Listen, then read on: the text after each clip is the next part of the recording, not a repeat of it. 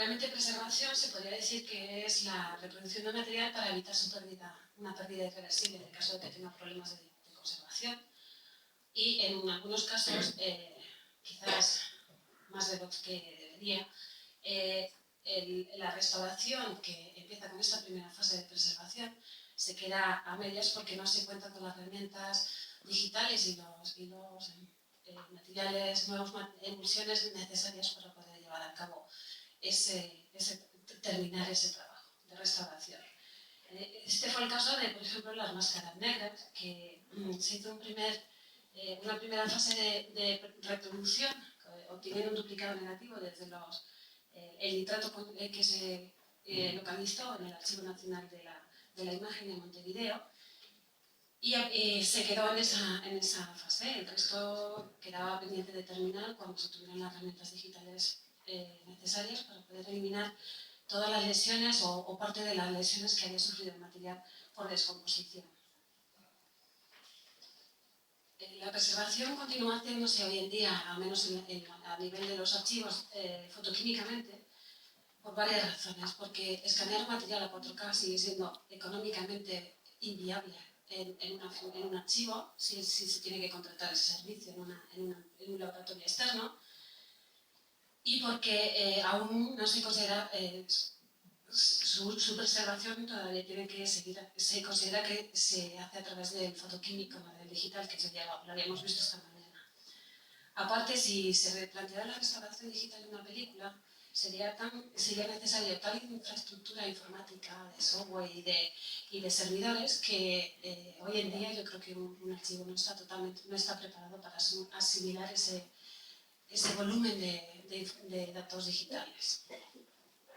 Porque no estamos hablando solo de una película, estamos hablando de muchos trabajos de escaneado y de recuperación de películas digitalmente.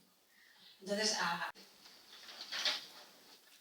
aquí tenéis, en la siguiente diapositiva tenéis un par de definiciones de lo que es la restauración, de la FAOL y de Alfonso del Amo.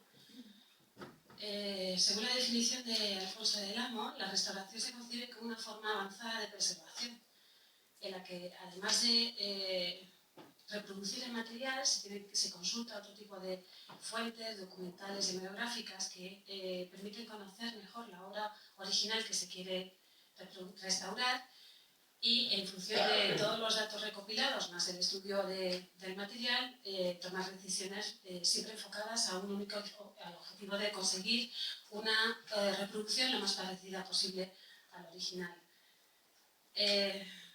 Hice un experimento y pregunté a distintas bibliotecas o archivos y a Mendy del laboratorio Iskra cuál sería su definición de restauración. Realmente tampoco está claro, no es un problema solo de la Filmoteca Española. Lo que vi es que es un concepto difícil de definir objetivamente y aplicable para, por ejemplo, la catalogación de los materiales en una base de datos. La conclusión, pues si es una reproducción, un escaneado directo de un material original al que solo se le ha aplicado una corrección de luz, solo se le ha corregido corrección a una luz, ¿no? Se considera de momento, salvo que alguien diga lo contrario y argumente por qué, como una reproducción básica. Y, pues, por ejemplo, cuando se tienen que comparar materiales para deducir un guión de cómo podría recuperarse la obra original, aparte de documentarlo con fuentes bibliográficas y bibliográficas, como he dicho anteriormente, y otra serie de datos, podría considerarse como una restauración. Esta es la definición de Mendy. Con un documental rodado con un sistema de sonido llamado Fonofilm, que tenía unas características muy peculiares. En lugar de 21 fotogramas por delante de la imagen, el sonido tiene un decalaje de 50 fotogramas. Entonces esto requiere una adaptación en la reproducción para que el sonido pueda escucharse hoy en día con los equipos que tenemos en la actualidad. En este caso, si consideráramos el concepto de restauración como reproducir la obra original lo más parecida posible a cómo fue, en este caso no nos permitiría verla, escucharla sobre todo en este caso, porque los equipos de hoy en día no lo permitirían. En este caso lo que se hizo fue adaptarlo, reproducirlo de tal manera que pudiera seguir proyectándose en los equipos que hay en la actualidad.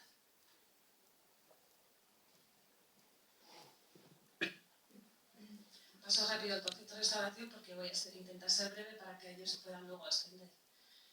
En conclusión, pues realmente restauración yo lo definiría como conocimiento, el equipo técnico que hace la investigación, que estudia los materiales, tanto el equipo técnico del archivo como los técnicos que asumen, se encargan del trabajo en el laboratorio, tienen que tener una serie de conocimientos de, por ejemplo, cómo fue el cine de una época concreta, de la época concreta del material que se va a reproducir o restaurar.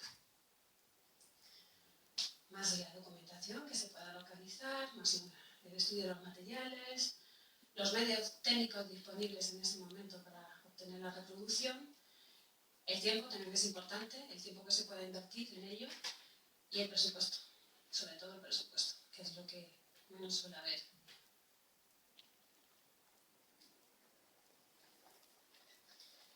En cuanto relacionado con el conocimiento técnico, he puesto este ejemplo de los patéis. Dependiendo del conocimiento del técnico que estudia los materiales, pues por ejemplo, si aparece una película como esta que veis en la imagen, entenderá que esta mosca no es una rotura de material, sino que es una mosca que se hacía intencionadamente pues para que los rótulos que solían ser impresos de 1, 2, 3 fotogramas pudieran leerse a la hora de proyectarlo con el proyector Patel. Como esto, muchos más datos que, dependiendo de la formación del técnico que lo analice, podrá entenderlos o no. La FIAF en el 2002 estableció 2 principios éticos básicos en toda restauración: la fidelidad con la obra original y su reversibilidad. Lo que se intenta es que el original siempre que esté como se recibe, que no se haga ninguna manipulación sobre él, de tal manera que si la restauración tuviera que ser planteada de otra manera, de aquí a 10 años o el tiempo que fuera, podría empezar de cero, podría empezarse el trabajo de cero. Y luego ya entramos en la polémica de definir exactamente qué es lo que se considera como lesión o qué es lo que se consideraría defecto a la hora de plantear, por ejemplo, una restauración digital donde todo lo que se considere ajeno a la obra original podría ser limpiado o eliminado. Yo creo que también, que yo sepa, no hay un patrón marcado para este tipo de acciones y creo que es súper importante en un archivo. Seguro, o a lo mejor existe y yo no lo conozco, pero creo que es un buen punto de partida en este tipo de trabajos.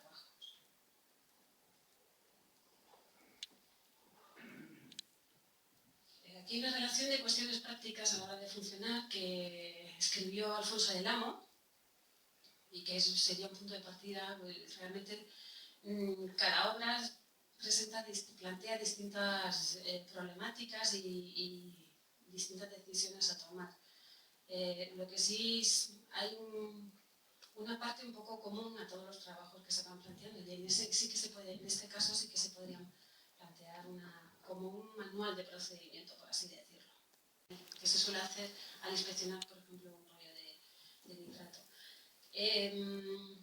Intentó ponerse en práctica, pero como he dicho, cada película plantea problemas diferentes y suele ser difícil poder utilizar el mismo patrón para todos los trabajos.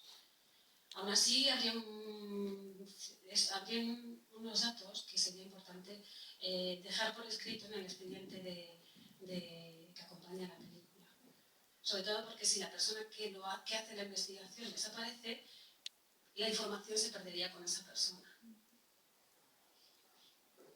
Por ejemplo, en esa memoria se podría explicar pues, que esta película que se identificó como Creo un Inertil, que es una producción común, fue reproducida sobre duplicado negativo de color en el proyecto Lumière de 1995.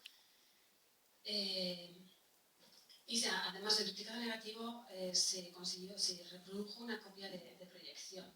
Cuando en el 2008 la Gaumont consultó a las filmotecas federales qué materiales tenían películas producidas por Gaumont, se les ofreció la existencia de esta y otra película que es la que veis más abajo, La malagueña y el torero. Y controlando un poco la calidad de las imágenes se vio que era bastante deficiente. Como he dicho esta mañana, es deficiente desde el punto de vista de hoy, pero en el momento en que se hizo ese trabajo seguramente no se podía obtener nada mejor. Entonces eso también hay que tenerlo en cuenta. Lo que se hizo en este caso fue volver a plantear al laboratorio, a Iskra, la repetición de este trabajo para ver si podíamos acercarnos más a los coloreados originales y se obtuvo de nuevo un duplicado negativo. El resultado fue mejorado, es este que veis aquí, al menos no tiene la dominante azul que tenía en la copia del laboratorio italiano, pero sigue siendo, yo creo que sí, es evidente que sigue siendo deficiente. La conclusión a la que se llegó después de todo esto, pues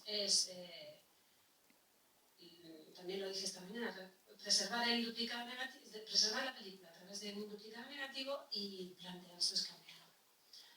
Y luego ya se elaboran todo tipo de informes como este que veis, en el que se compararon 3 copias de la pata de carnero para hacer un plan de reproducción, de restauración, en el que se planteaba volver a reproducir la copia mitad conservada en filmoteca y se tiene que justificar de alguna manera por qué se plantea esta repetición. Cualquier decisión que se tome debería estar plasmada, recogida en esta memoria de restauración. Sobre todo porque el que si la información solo la tenga una persona no suele ser muy práctico en un archivo. Y ya queda como parte de la vivencia que tenía esa obra a lo largo de su estancia en el archivo. Y ya directamente os voy a contar el trabajo de restauración que se hizo con la colección Sanarmina. En este caso solo voy a hablaros de la parte de las películas con 4 perforaciones. La colección llegó a la Filmoteca en 1996. Estaba compuesta por 22 latas, más de 100 títulos diferentes que en principio fueron catalogados por un título provisional. Esto, desde el punto de vista de catalogación, también ha sido muy complejo porque a lo largo del tiempo los títulos originales se han ido convirtiendo en otros títulos, en teoría, originales, pero que volvieron a ser identificados con otros títulos posteriormente. Entonces, de alguna manera teníamos que recoger los distintos nombres que ha ido teniendo el material para poder localizarlos en la base de datos. La mayoría no tenían título al principio de la película. Entonces, para conseguir este primer objetivo, lo que hicimos fue, este trabajo,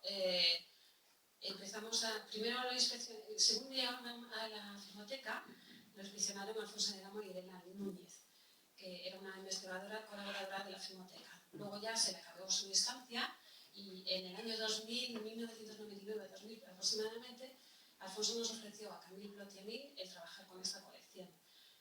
Y yo trabajé durante 3 años, pero luego Camille continuó con ella, hasta que no hace mucho se ha publicado un libro con todo el trabajo realizado, toda la documentación localizada por Camille en la fase posterior.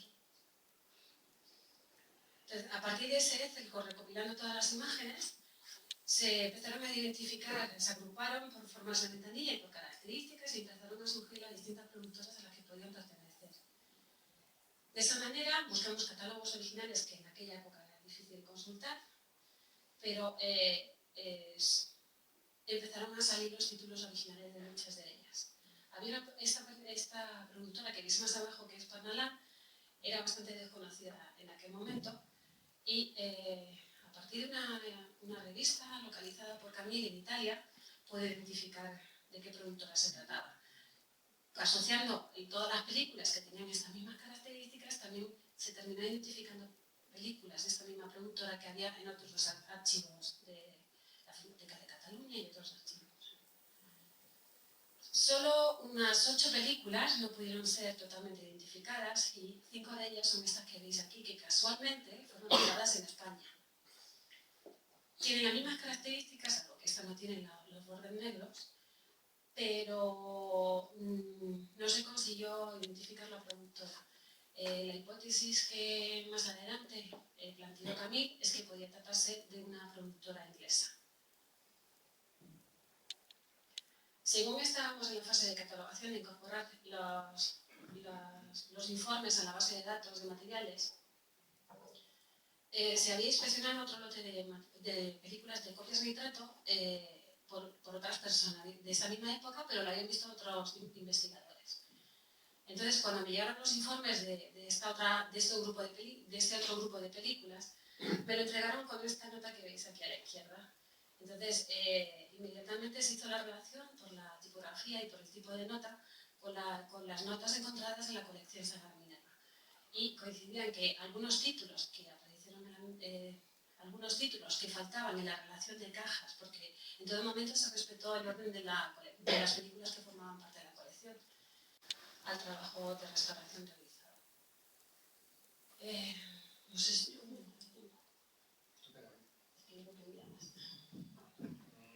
Bueno, pues luego llegó el momento de plantearse la reproducción de las películas en un implicado negativo.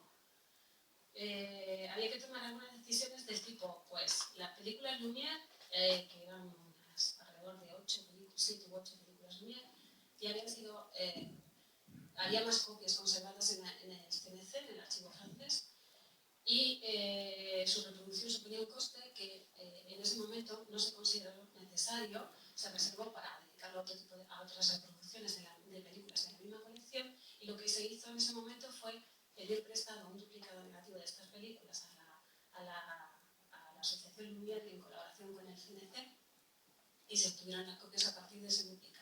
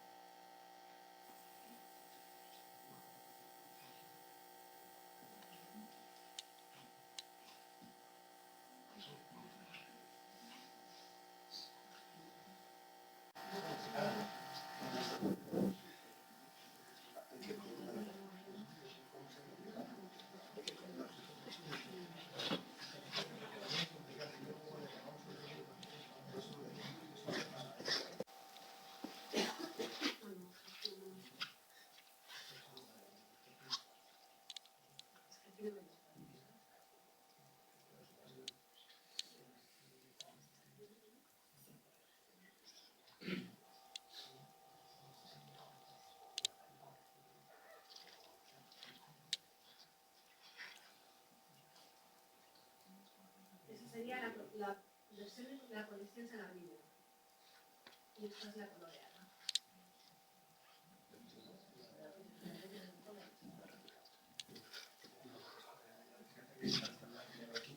A la izquierda no llevaría color. Sí, aunque veis color es un problema del papel.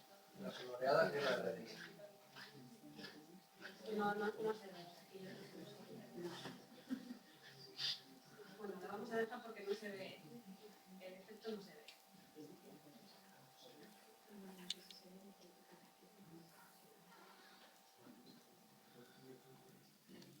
Para encabezar cada película y poder separarlas en una proyección completa. Algunos a este rótulo recreado le seguía el rótulo original en el caso de que lo conservara y nada más. Si veis este rótulo que hay en medio, es un rótulo de caja. Cada rollo de película correspondía, según las notas de Sagarmina, a una caja. Cada letra suponía un rollo. Esta fue la programación que Sagarmina decidió para proyectarlo en Bilbao cuando adquirió esta colección. Entonces, en todo momento, esta idea formaba parte de la restauración de la colección. Se respetó desde el principio. Y luego, a modo de curiosidad, el duplicado negativo de la colección completa quedó montado de manera muy peculiar.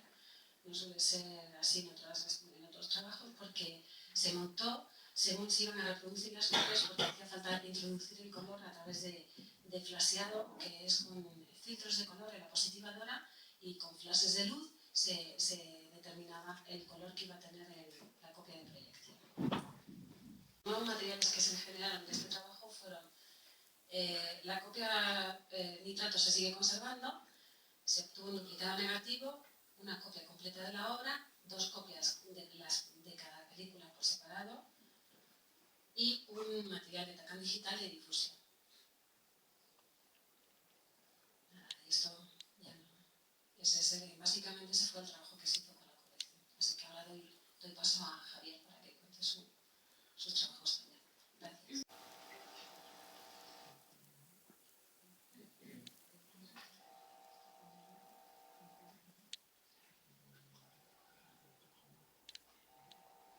¿No tiene sonido?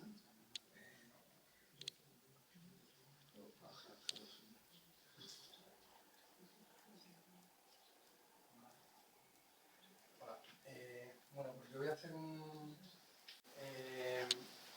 antes de nada, pues decir que todas las herramientas digitales, lógicamente hoy día están integradas en cualquier proceso de restauración, pero sin embargo esas herramientas tampoco plantean una solución de lo que sería la conservación final de cualquiera de estos trabajos. Es decir, parece que es claro que en todos los estudios, en todos los laboratorios, se escanea, se hace el talonaje, se restaura digitalmente, pero digamos, el máster final pues no queda claro que pueda ser conservado en un disco duro como tal.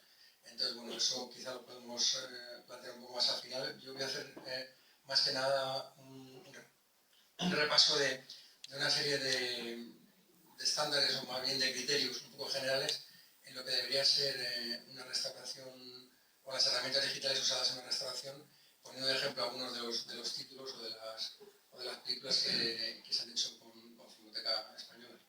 Lo que pone aquí, lo primero es que antes de cualquier proceso digital hay que tener en cuenta que el material tiene que estar preparado y bien preparado.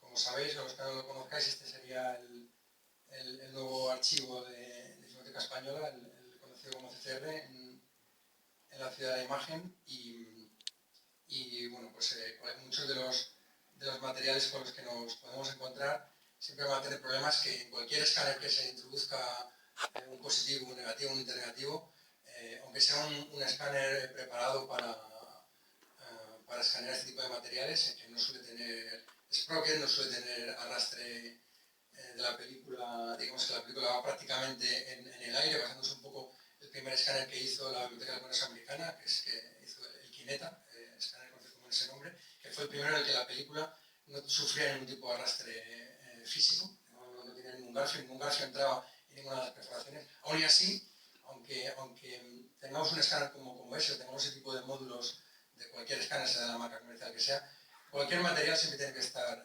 preparado. Es decir, que ese es el primer punto en el que todos los trabajos que siempre se han hecho en la biblioteca vemos que no solo no excluye, sino que es necesario el trabajo físico con el material para marcar todas las perforaciones que puedan ser problemáticas para cualquier material que se vaya a digitalizar. Es súper importante.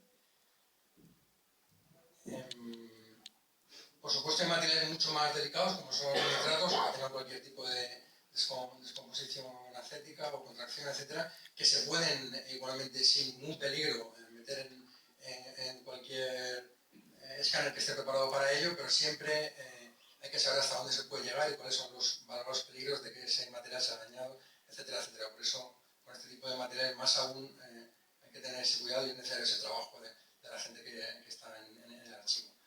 Cuando ya pasamos a la digitalización y cargamos la película en cualquiera de estas máquinas, como veis en la película ya sufre una tensión, ya está cargada, entonces físicamente pues, se puede romper o puede sufrir un arrastre que haga que el material directamente bueno, pues se suelte un empalme o si es un material mucho más delicado, pues hay siempre una serie de parámetros digitales que se pueden controlar, es decir, se puede controlar tanto el tiempo que la película está parada, tanto la tensión con la que la película se carga, tanto la velocidad de rebobinado, o sea, tú le das a rebobinar, puede ser muy rápido, pero eso está limitado en cualquiera de estas máquinas para que no haya un error del operador o de la persona que está manejando y la película se rompa. Siempre va a haber un arrastre físico para que la película tenga la mayor estabilidad y se registre el fotograma de la forma más precisa posible, pero esto la mayoría de máquinas hoy día lo eliminan, es decir, cualquier escáner que se plantee trabajar con película de archivo suele no tener sprocket para evitar ese tipo de cuestiones. Lo que sería un escáner ARRI, de la marca ARRI, en la que, como veis, los dos módulos rojos que hay a la derecha son módulos especiales de archivo en los que la película es arrastrada sin sprocket, es decir, ningún tipo de grafio se introduce en las perforaciones. Como veis aquí, la emulsión está desprendida. Entonces, bueno, aún y así, pues este tipo de películas digamos que sí que se escanean con bastantes garantías porque va muy suave y se puede romper igual que se rompería cuando estuviese repasando en la movida. En ese sentido no corre más peligro, pero sí que tiene que ser un módulo especial para que por lo menos no tenga ese tipo de arrastre, aunque luego el registro de la estabilidad de la imagen sea mucho menor y hay que hacerlo quizás digitalmente esa estabilización. Esto que veis es un ejemplo de una película en la que o bien el empalme no estaba muy fino, o bien un problema en la perforación por un mal empalme lo que hace es saltar el empalme. Y si no estabas ahí justo donde estabas escaneando, pues lo que puede ocurrir es, lo que ocurre es que en un momento determinado salta y se escaneó toda la bobina a partir de ese punto mal. Se escaneó, como veis, con el nervio ya subido y hubo que repetirlo. Entonces, bueno, pues un escáner también convencional y aún así pues, existe la posibilidad de escanearla y luego digitalmente estabilizarla o ver cómo esa contracción se puede mejorar si es que hay que mejorarla, porque sería lo mismo que si hiciera una reproducción analógica.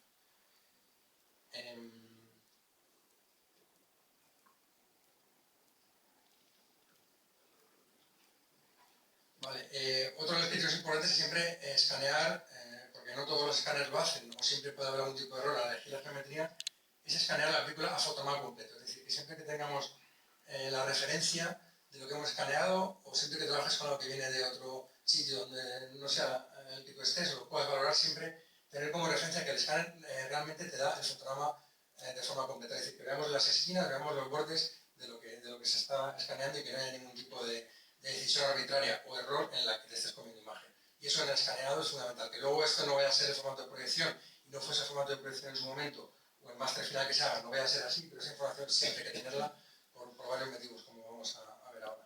Aquí vemos algo que fue hecho con un telecine, es decir, en el telecine se decidió, tampoco tenía mucho más margen, como vais a ver ahora el escáner original, pero se decidió meter un catch y está mordiendo la letra, está mordiendo la D, la miel, como veis ahí. No hay mucho más, pero algo más hay. Y esto normalmente por arriba y por abajo también suele ocurrir. Esa es la diferencia fundamental en si un material se escanea o se telecina. Este telecine ya estaba limitando el formato y estaba recortando algo de imagen. Mientras que si vamos al escáner original veremos que había un poquito más de información. Esto era el telecine de Biarritz Madrid y luego veremos el escáner original que se hizo del retrato. Como veis, ahí había algo más de margen. Muy poco, pero por arriba y por abajo sí que había siempre algo más. Entonces lo suyo sería escanear a fotograma completo. Si se está escaneando una resolución de 4K, se puede escanear las perforaciones, en este caso no totalmente, pero se puede escanear las perforaciones, se puede escanear la banda de sonido y tener la garantía de que al menos está todo el material de todos los trabajos que se van a realizar desde ese momento, más a partir de una resolución y sobre todo de un formato que va a respetar al menos el negativo original.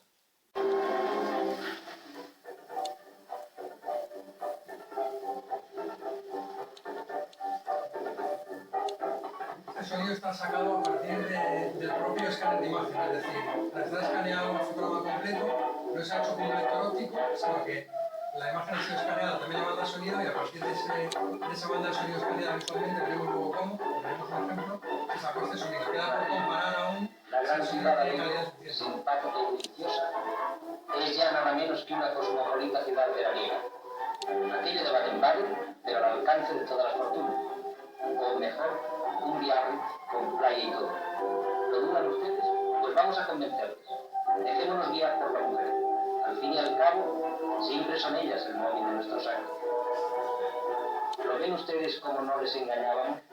Madrid tiene hasta playa. ¿Ustedes, señoritas, no conocen la playa de Madrid? No. Pues provéanse del minúsculo y obligado mayor, los consabidos albornoces y al autobús a disfrutar de un día delicioso en el Biarritz madrileño.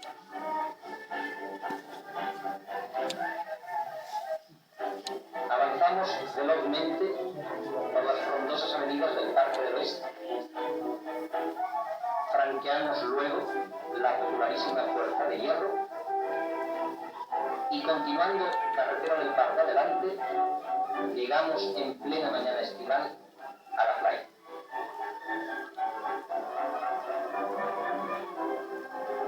Nada más llegar y ya sentimos la luz del incendio gris.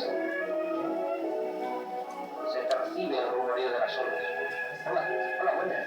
Estoy por aquí para ahogarme, ¿verdad? He aquí algunas encantadoras perspectivas del viaje manzanereño. La bien cuidada playa, donde podemos disfrutar de todos los placeres que hallaríamos en el mar, sin temor a la resaca o a la borrasca.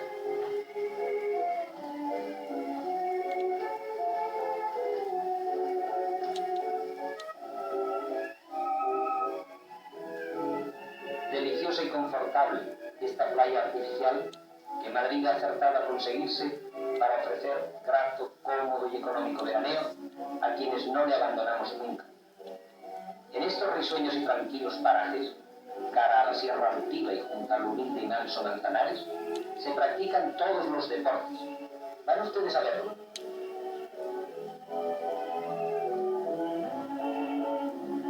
El tenis, gráciles muchachitas que raquetean cual consumadas campeonas. ¿Quién dijo que la señora no tiene espalda?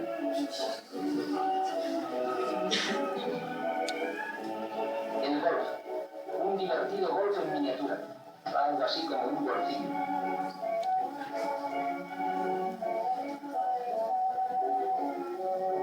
El típico y varonil deporte vasco, el frontón, donde se juega a mano, a pala, a cesta y al sol.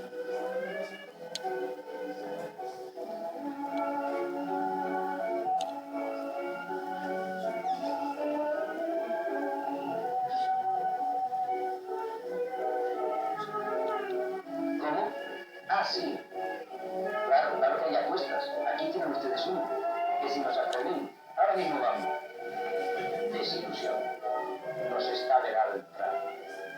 Pero ella sabe, cuidado al aparato, toma vistas, que se nos echan encima. Aquí.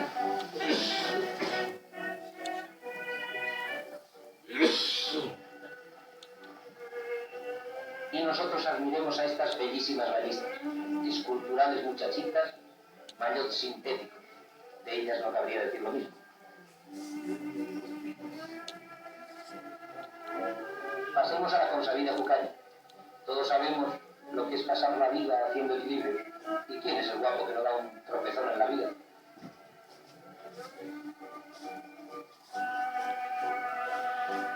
La moda y los trajes de baño femeninos. ¿Verdad que son preciosas las telitas de moda?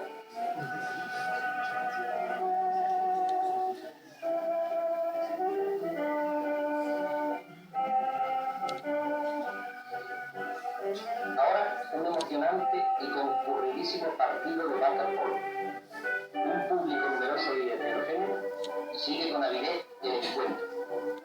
Es este uno de los deportes preferidos por nuestra juventud que practica la natación. Sabido es lo concurrido que acostumbra a verse siempre el waterpolo. Con la banda de sonido escaneada, luego veremos con Software y cómo, y que, bueno, que en principio está por ver por parte de ingenieros de sonido comprobar realmente si esa onda óptica que se obtiene es al menos de la misma calidad que la onda óptica que se obtendría por un lector de un telecine, de una moviola o una cabeza de sonido lectora. Pero en principio, al oído la calidad es la misma, aunque quedaría comparar de forma un poco más exacta las longitudes y los valores de esas ondas de sonido.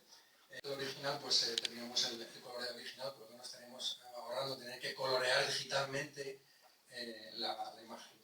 Además de, en este caso, mayor resolución. Como veréis ahora, haremos un zoom sobre el plano, sobre la cara de él, y sí se nota una mayor resolución. Quizá no sea este el mejor sitio para verlo, pero bueno, sí que hay una diferencia evidentemente entre el duplicado y si se puede acceder al original, pues con respecto al original. Este sería el duplicado y el mismo fotograma en el original tiene su color, aquí difícilmente lo veis, pero bueno, sí hay mayor resolución.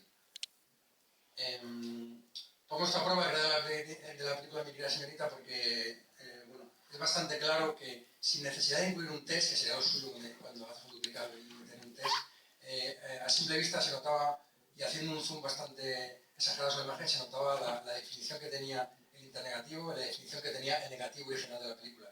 Quizá habría sido más cómodo hacer el internegativo porque digamos que estaba talonado, pero el negativo original brindaba mucha más resolución. Y a simple vista se puede ver en el ojo de José López Vázquez que la resolución y la pupila a la izquierda la tenías y en el internegativo pues se iba perdiendo. El trabajo fue mayor, pero siempre merece la pena siempre que se pueda hacer ese negativo y luego respetar, por supuesto, los colores.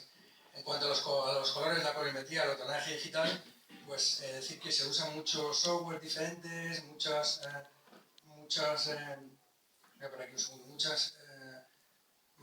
hardware diferente para colorear, pero lo básico es que en el escáner inicial se respete la densidad original del negativo. Es decir, que sepamos que también ese escáner está hecho midiendo la densidad de ese negativo y sacando un escáner técnico, sin ninguna interpretación, más allá de la que la máquina ya hace, pero respetando esa densidad para obtener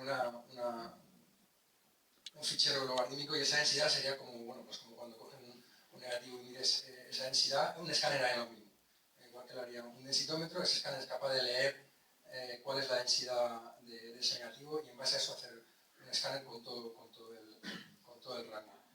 Luego, como veis aquí, los ajustes ya de talonaje digital, pues no porque sea más rápido, porque sean herramientas mucho más flexibles, etcétera, etcétera, tampoco son mejores si la sala no está bien calibrada. En una misma sala de talonaje puedes tener cada monitor totalmente diferente. Entonces, ¿cuál es el bueno? Pues aquí la pregunta está claro que no tiene respuesta, porque lo suyo y lo primero que no hay que olvidar es que aunque usemos herramientas digitales siempre habría que tener, como muchas veces he oído decir a los redactores, siempre hay que tener al lado esa referencia real de cómo se veía en ese momento, y que aún así va a ser una referencia aproximada, pero bueno, si por lo menos haces acto de tenerlo en la mesa propiamente que desarrolla la casa Blackmagic, esta sería la mesa original que usa el software Resolve. Este software es gratuito y todo el mundo lo puede tener en su casa. Lógicamente, lo que marca la diferencia es esta herramienta. Pero con esta herramienta hay otras. Entonces, lo importante no es tanto la herramienta digital, sino tener presente qué es lo que se quiere conseguir y qué es lo que se está respetando con ese trabajo que está haciendo. Esta sería otra mesa, que sería la mesa de trabaje del sistema de Autodesk. Entonces, todas ellas lo que tienen que llevar es un poco a saber cuál sería la densidad que tendrías digamos, el fotograma de referencia y cómo ha salido esa copia o qué es lo que se quiere conseguir. Si le ponemos una luz positiva de cómo quedaría esta referencia de este fotograma en una película positiva Kodak con una resolución determinada, lo que obtendríamos es lo que habéis visto antes, es decir, pasaría del escáner en RAW a cómo voy a interpretar ese escáner. Entonces es importante tener la posibilidad de meter con los medios digitales, emular una emulsión determinada si es que se tiraron copias en su momento en esa emulsión y poder acercarse más a lo que fuera ese original. A veces lo que cuesta es definir cuál es el original, pero por lo menos va a ayudar al colorista o a la persona que esté en el talonaje a hacer un DCP, una copia digital lo más próxima a lo que era el material que hemos partido, hemos escaneado. De forma digital también se pueden hacer tiras de contacto, digamos. Es decir, puedes tener muy claro hacia dónde vas, cuáles son las distintas referencias de talonaje de cada uno de los planos, y sería un poco lo mismo que lo que tendrías en el proceso fotoquímico tradicional. Es decir, las referencias, si están bien cuidadas, pueden ser las mismas. Lo que pasa es que a veces con el digital todo esto se olvida. Y por supuesto poder ver en proyección lo que has hecho y de dónde partes. Y si existe copia en 35 que se pueda chequear, y sobre todo si puedes tener una proyección simultánea. Es decir, si puedes llegar a tener lo que sería lo ideal, bastante costoso, pero como hablamos del ideal, la posibilidad de chequear tu DSP y tu copia en 35. Si no es una proyección totalmente paralela, por lo menos una después de otra, y hacerte una idea de que está haciendo todo lo que es posible con las herramientas digitales a lo que era el material original. En este caso veréis pues una serie de referencias que se colorizó con esta película, la película Logroño, que esto es colección Tramullas. Se digitalizó, se coloreó esta parte digitalmente.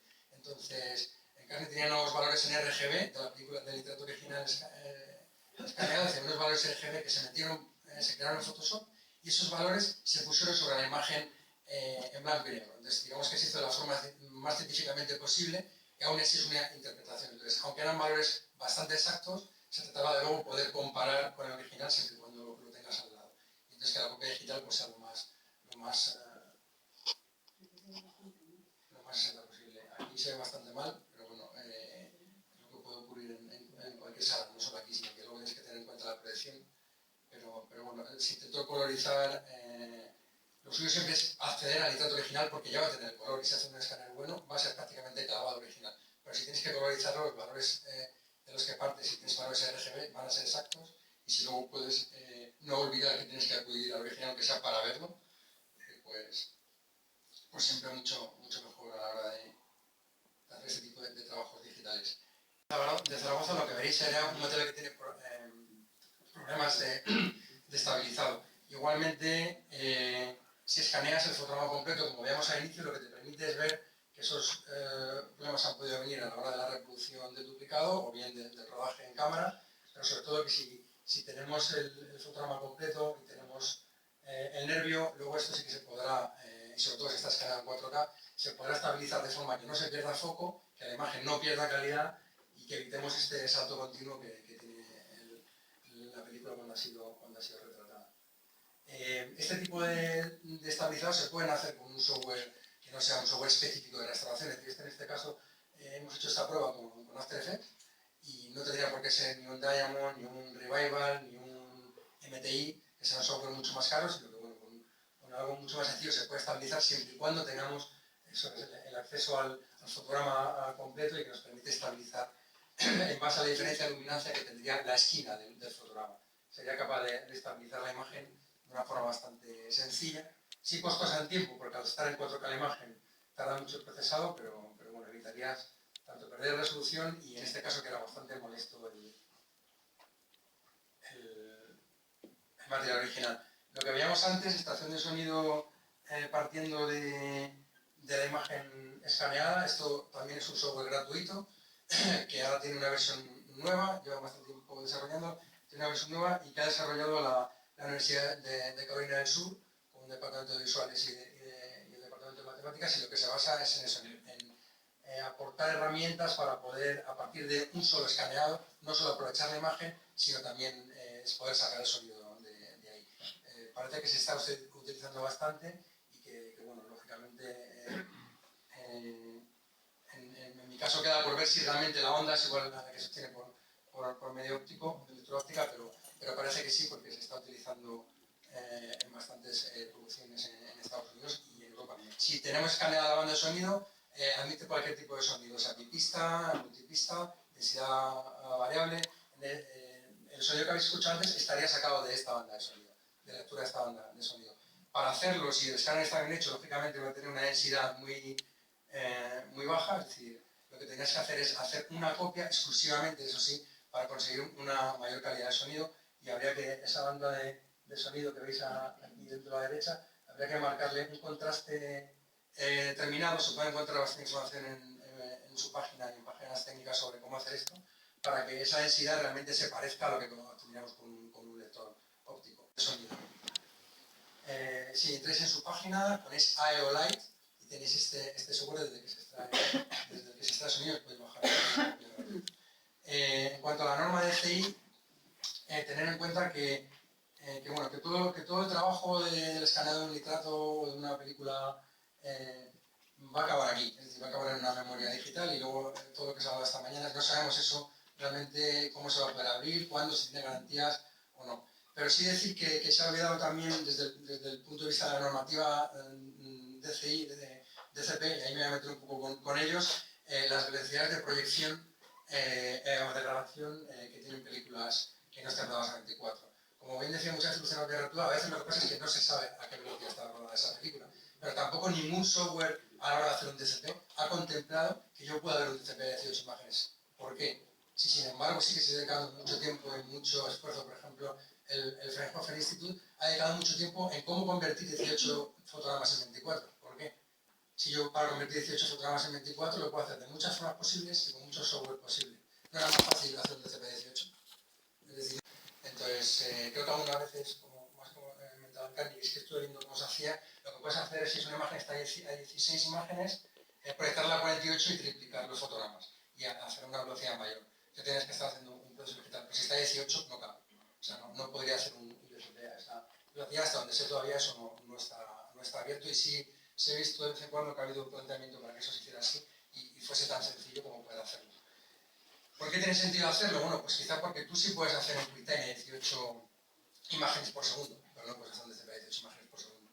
Con lo cual, las posibilidades que se te brindan serían las que habéis visto en el programa anterior. Las posibilidades que se te brindan sería pues simplemente hacer un QuickTime y proyectar un QuickTime, lo cual ya, bueno, pues te estaría saltando la posibilidad de proyectar en DCP.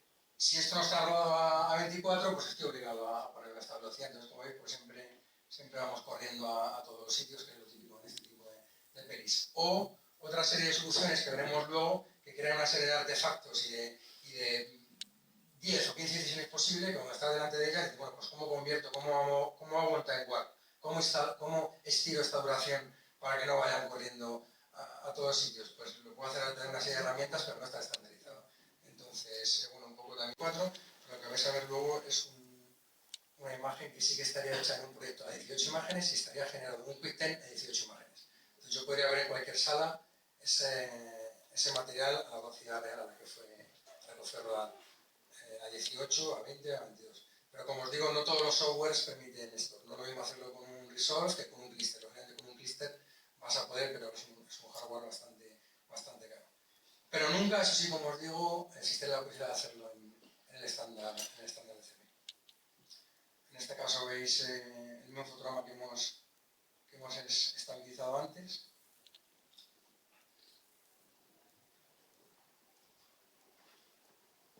Es decir, si yo lo que hago es una mezcla de fotogramas, lo que obtengo son fotogramas fantasma. Es decir, tendría que estar haciendo, estirar cada plano por separado. Pero si yo cojo una película y la estiro toda, habrá fotogramas que se me mezclen. Entonces tengo fantasmitas por ahí. Y tendré mezcla de fotogramas en las que lo que tengo son dos imágenes intercaladas. Entonces, bueno, esto es una también de las cosas que siempre se plantea cuando vas a usar un material de archivo, vas a generar un DCP y quieres que no se vea corriendo, no se vea este tipo de problema inventado. Y esto estáis viendo más o menos algo aproximado a lo que es el QuickTime que se generó a 18 imágenes segundo. Entonces, bueno, pues el movimiento es más natural. Es verdad que no había una seguridad total de que esta película estuviese rodada a 18, podría ser a 20, pero cuadraba bastante. Y la forma de hacer esto no es modificar la velocidad, porque muchos software te permiten modificar la velocidad, sino realmente es simplemente darle play a 18. Entonces, tener un proyecto a 18 y generar en este caso, bueno, pues un QuickTime a 18. Es lo mismo que habéis visto antes, pero supuestamente a la velocidad que fue rodada.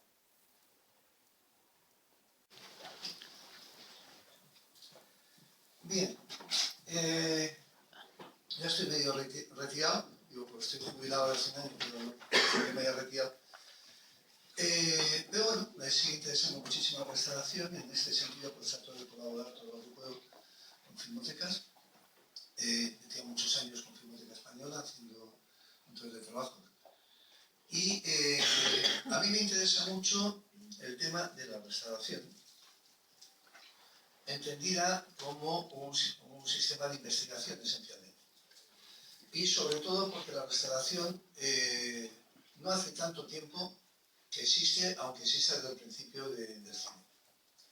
Digamos, hay un momento crucial que es el momento en el que Francis Ford Coppola decide comprar la restauración de Napoleón que había hecho Ken Rollo para hacerle un regalo a su papá, que era músico y que quería poner música a esa película. Coppola la compra, entonces la recorta, porque es demasiado larga y nadie aguanta eso, y porque su papá tiene que descansar, y monta un tinglado como si eso hubiese sido hacer la Guerra de las Galaxias. Empieza a venderlo por todas partes. Espectáculo con orquesta, en el cual empiezan a ver las filmotecas que, bueno, nosotros también tenemos esas películas. ¿Por qué no hacemos lo mismo? ¿Por qué no vamos a festivales? ¿Por qué no nos prestigiamos? por qué. Y a partir de ese momento empiezan a hacerse restauraciones que aparecen en festivales como Berlín, etcétera, etcétera. Un poco después, ya son las mayores, las que se dan cuenta del negocio que hay. Entonces, hoy hemos llegado a un punto en el que la restauración, en su mayor parte, es simplemente un negocio. Entonces hay que distinguir muy claramente en lo que es una restauración comercial y lo que sería una restauración de patrimonio. Digamos, los archivos, lo que tienen que hacer son restauraciones al pie de la letra. Una restauración al pie de la letra simplemente significa volver a tener la película igual que estaba el día del estreno. Poder volver a presentar la película tal cual, en las mismas condiciones, con la misma música de acompañamiento, incluso si se puede hacer con un proyector de época, incluso. Total, acercarse lo máximo posible a esa primera experiencia que hubo con esa película. Claro, esto no es para nada lo que se llama una restauración por parte de un señor que tiene los derechos o una gran productora que lo que quiere es volver a vender la película. Porque empiezan a descubrir que, por ejemplo, con el digital se puede empezar a ver cosas que había en el negativo y que en el positivo no se veían. Se puede mejorar muchísimo la imagen. Y empiezan a ponerte etiqueta restaurado y a decir, se va a ver la película como jamás antes se había visto. O se va a oír como nunca antes se había oído. Si nunca se había visto así, no se había oído, es que simplemente no es así. Eso es de cajón. Sin embargo, se vende con eso. Lógicamente, los que hacen restauraciones comerciales, que prácticamente todo el mundo, lo que quieren es vender y lo que les interesa es poder modernizar la película y tener una calidad de alguna forma espectacular. Hasta el extremo de que lo que tienes que tener, si tú eres un restaurador independiente, pues tienes que ver a qué diablo te asocias. Porque muy probablemente vas a empezar a hacer disparates para vender mejor. Por ejemplo, una película que se ha rodado con varias cámaras y que hay diversas versiones y que al rodarse con 2 cámaras en el cine mudo, por ejemplo, era totalmente distinto la interpretación, el ritmo tal, puede ser que lo que tengamos sea un negativo original, con una calidad fantástica, por ser un negativo original, pero un negativo original de un tercer negativo, un negativo para exportación que está mal de ritmo, que los actores no están muy bien, etcétera, etcétera. Pero la calidad fotográfica es la buena. Y puede ser que el negativo mejor, lo que haya solamente una copia rayada de mala calidad. Te van a vender muy rápido la moto, de que como van a meter dinero ahí, la película que va a salir restaurada es la de el negativo bueno con buena calidad de foto. Y da igual que los actores estén fatal y que la película en sí sea una pequeña porquería. Te lo meten en 5.0, aunque he sido mono toda la vida, y todo el mundo tan contentos. Y con la imagen, la batería no se... la guerra no se ha perdido, pero las baterías también. O sea, no hay mucho que hacer. Y en último término, pues podéis decir, bueno, pues es que al fin y al cabo el que tiene los derechos, la productora, tiene todo el derecho del mundo a modificar su película. Vale, pero no los archivos. Entonces la trampa es que el archivo caiga en manos del que tiene los derechos. Es más, hasta es un peligro enorme el que vaya a controlarte la restauración el director de la película o el director de fotografía. Por una sencilla razón. Porque tienen en sus manos la ocasión de corregir todos los errores que hicieron en su día o todos los defectos que tenía la película. Y si no son tontos y no van a serlo, lo van a modificar. Creo que ahora mismo en moda acaba de cambiarlo todo. Las restauraciones digitales que he hecho. Entonces, bueno, mejor no llamarlo restauración, llamarlo nuevas versiones, etcétera, etcétera. Hoy estamos en ese problema. Hay otros problemas todavía más gordos. Una restauración tiene que ser reversible. ¿Eso qué quiere decir? No quiere decir que simplemente le da la vuelta a la camisa y la pones del otro lado. Es simplemente que tienes que dejar la película en condiciones de que el que venga después pueda empezar otra vez desde el mismo punto que tú has empezado. Eso obliga a que los originales, por ejemplo, si hay un original nitrato, como sea, hay que conservarlo. Hay que dar absoluta prioridad a la conservación de esos materiales. Por mucho que te digan que están preservados, porque están duplicados a un material de peor calidad siempre. ¿Vale? Por mucho que lo hagas en 35, cada paso que das, luego es como el efecto fotocopia. Cada fotocopia más contrastada, peor, peor, peor. Dices, no, es que lo he escaneado y entonces está genial. Vale. Y luego lo he pasado a 35. Vale. Pero claro, entre medias lo has arreglado, ¿eh? Entonces resulta que lo que has pasado a 35 es un material manipulado que no se parece en nada a ese original que había sido escaneado. Pero como no tienes dinero para pasar a 35, más que una sola, pues lógicamente el trabajo ya hecho, ¿eh?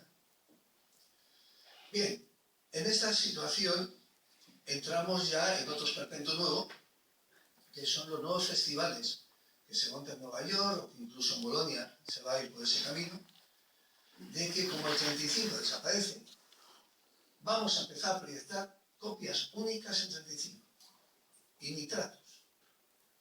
Vamos a hacer una especie de espectáculo museístico en el que la gente va a tener la ocasión de ver como un proyector de época, una proyección como era.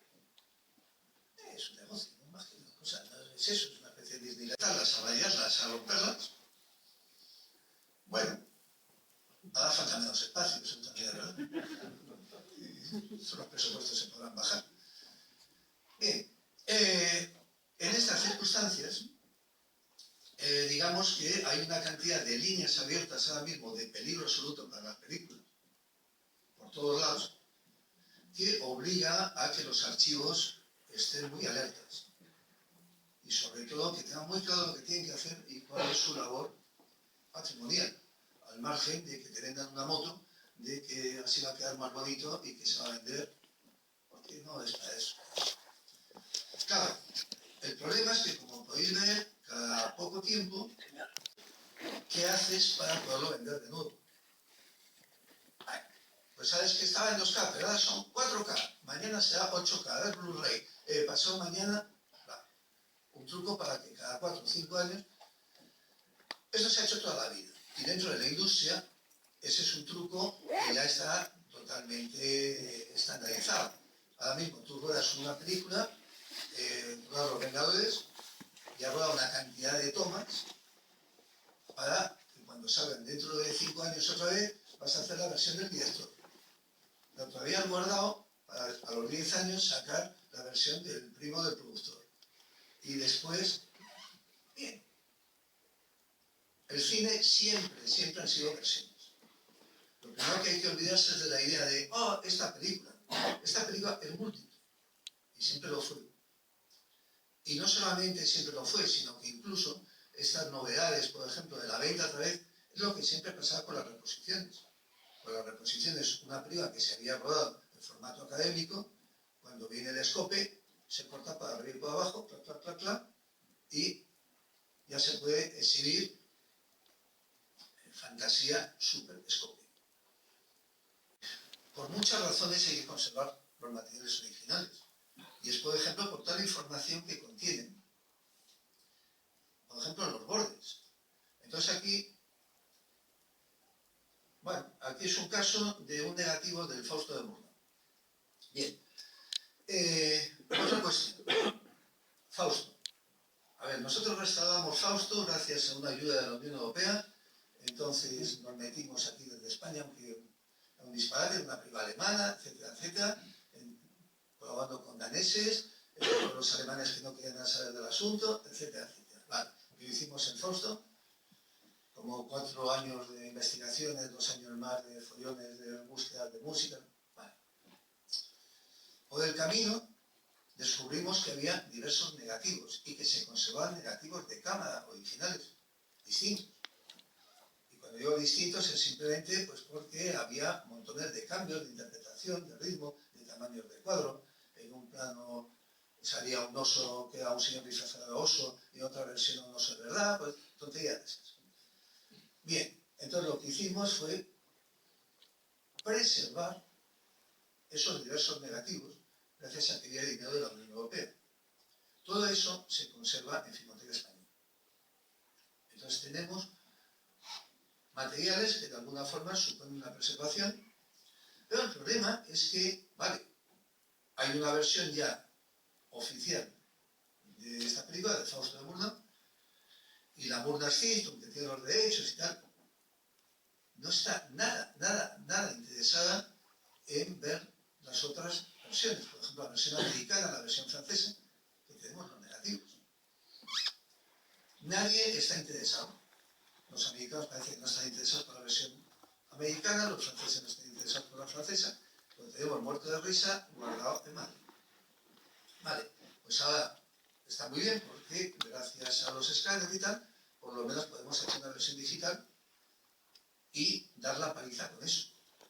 Por ejemplo, alemana, y se le han puesto subtítulos, por ejemplo, o rótulos en francés para venderlo a Francia, o en inglés para venderlo a Estados Unidos. ¿Verdad? Y si de pronto tenemos tres cosas para vender, ¿no? Y si de pronto tenemos también la versión americana con sus rótulos originales de la época, con la música de la época y tal como se ve en Estados Unidos, ¿a que se lo vendemos a los Estados Unidos? Y si tenemos la versión francesa, bien, pero casi te lo tienes que plantear como una especie de negocio. Entonces, de momento, lo que estamos haciendo es simplemente la restauración de estas versiones porque de alguna forma es bastante económico, puesto que lo que hay que hacer es escanear y tampoco hay un trabajo enorme detrás. Entonces, la película ha llegado a Francia con inclusión de un par de fotogramas de referencia en los rótulos para que fueran cambiados por los rótulos franceses que se iban a hacer en Francia, y empezamos a ver la manipulación hecha en los laboratorios y cómo trabajaban. Y ese número es muy interesante porque no es el mismo número que podemos encontrar en los laterales. Entonces, aquí en los laterales vemos un 4N, que es un cuarto negativo. Aquí tenemos unos numeritos, 659. Entonces, poco a poco, lo que vamos viendo es una serie de informaciones, de números, etcétera, que están puestos por los montadores, que estos podrían ser alemanes o franceses. Entonces, llegas a la conclusión de que está puesto por los franceses. A partir de ese momento, ¿a dónde te puede conducir eso? Pues empiezas a ver que esos numeritos están puestos con tinta china blanca, no negra. Lo que pasa es que, si lo ves con transparencia, todo se vuelve negro. Entonces, podemos separar las indicaciones de un cuarto negativo, que está ahí abajo, en negro, que está puesto por los alemanes, un número arriba de orden que está cortado, también alemán, hay un 14, que es la intensidad de luz que hay que dar al plano, para positivar, un número de orden alemán y un número que no es exactamente el mismo, y que en este caso curiosamente sí lo es, que está puesto por los franceses. Vale, entonces, qué curioso, está puesto por los franceses y es el mismo número. Entonces resulta que esto sí está puesto por los franceses también. Entonces te empiezas a volver rico, a ver qué es lo que ha puesto uno, qué es lo que ha puesto el otro, por qué lo han puesto, por qué no coincide. Claro, toda esta información desaparece. Está exclusivamente en el negativo nitrato. Cuando esa película se duplica, solamente se duplica lo que hay dentro de la ventanilla. Y cuando la escaneas, dices, no, es que escaneamos en la perforación. Un trocito, pero para estabilizar, no para sacar toda esa información. La cantidad de información que hemos perdido en negativos aparentemente preservados, pero que se han descompuesto porque hay nitrato, y la cantidad de elementos que hay ahí a descifrar, porque tampoco hay una metodología establecida. Esa nos la inventamos nosotros, porque vamos viendo sobre Luis Ober. Entonces, Luis Ober es el distribuidor que sale en todos los papeles del distribuidor de la película tal, y tenemos un rótulo original francés. Bien. Un poquito más adelante nos encontramos con algo muy curioso. Cuando aparece la secuencia de la dama Marta, de pronto esos numeritos que habíamos visto siempre ahí, no están. No hay numeritos. Vale. Han desaparecido los números que en teoría habían puesto los franceses. Resulta que un poco más adelante, justo cuando se termina la secuencia, se retoman los números. Pero como si no hubiese pasado nada, los números siguen. Todo eso lo han suprimido. ¿Qué diablos ha pasado ahí? Entonces de pronto, claro, te das cuenta. Luis Jover, que era un facha tremendo, supercatólico y tal, es Murnau, que era ateo y que se divertía muchísimo haciendo una película antirreligiosa, y encima secuencia de Dama Marta, que era una vieja que estaba coqueteando con los chavalines jóvenes.